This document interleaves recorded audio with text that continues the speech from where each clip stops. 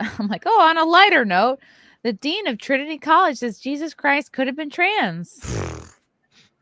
I wonder if those kids' parents are thinking about suing Balenciaga. They're trying to rewrite history. Oh my gosh. Yep. They are. Libby, I love Libby. University of Cambridge Dean Michael Banner has said that it is a legitimate view to believe that JC, son of God, was actually trans. This claim was made from woman following a disagreement regarding a sermon by a research student at the university who stated that Christ had a trans body. What? Do you understand how bad the medicine was back then? Okay, I'm just saying. Transcendent. And they just don't know how to read properly. Trans was transcendent. The sermon was given by a junior research fellow at Joshua Health and Trinity College last week. The Telegraph reports Heath's supposition was based on his observation that the Renaissance and medieval paintings showing the wound on Christ's side looked like a female. So literally, that's because of a painting. So because of a bad render, that means Christ is trans. Wow. Okay. No. If anything, he could argue that he was gay because he was shredded. If you ever see it. He had a great body. Jesus, it's disgusting and such a stretch. The side wound was isolated and takes on a decidedly vaginal appearance. Come on. I think you have to go back to anatomy class. It's not where you're going to find that. This is like... Sorry, but a wound is not a vagina. Sorry. The congregants said that the worshipers, including children, were visibly uncomfortable with the sermon, finding it truly shocking and making people feel unwelcome in the church. Wow, they actually did this in front of people. A spokesman for Trinity said the sermon explored the nature of religious art in the spirit of thought-provoking academic inquiry. And that does not belong in a church. That belongs in some kind of a, I don't know, college theory query type class. Yeah. Not for the public. One of the things about I shouldn't say ancient art, but like medieval art was that they weren't allowed, or nudity unless you're in like a whorehouse was very much frowned upon. So even if you go back and look at like some of Michelangelo's like early sculptures, when he does nudes of women, it literally just looks like circles like on like for their boobs, because he had never seen a naked woman before, so he had no reference for what breasts look like. And so probably same with this. Well, the artist was either probably banned from painting in male genitalia, or he just, I don't know, just didn't want to use himself as an example. But I mean, heck, even when they were doing the what was it called? Well, somebody went around and they chopped off all of the the genitals off of all of the statues. What? The Greek and Roman statues. The lobotomy.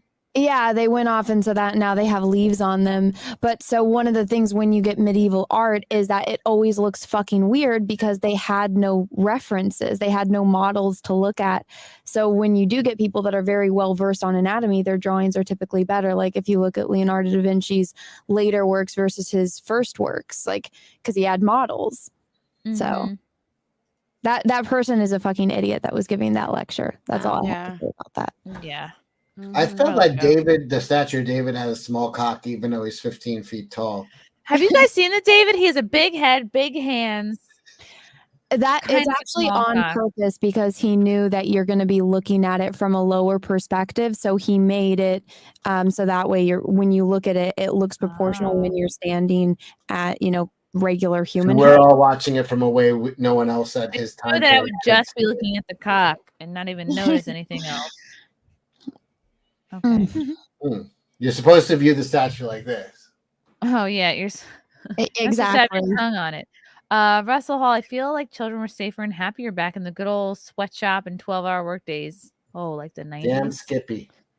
Honestly, it saved them from trouble. Yeah.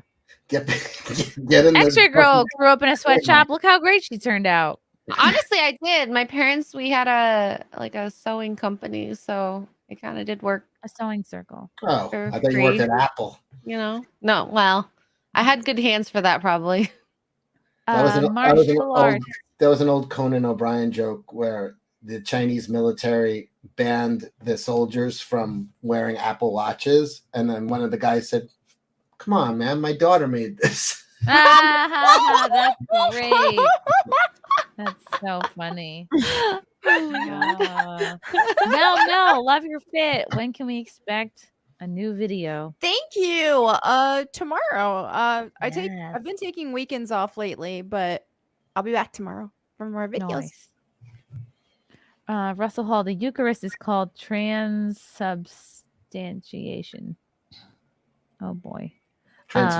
Julian Vicky for 10. If I remember correctly, Sasha was pitching to a concierge in Vegas who knew where to do the terrible things. Sasha ditched the original skip plans and called the cops again, if I remember correctly.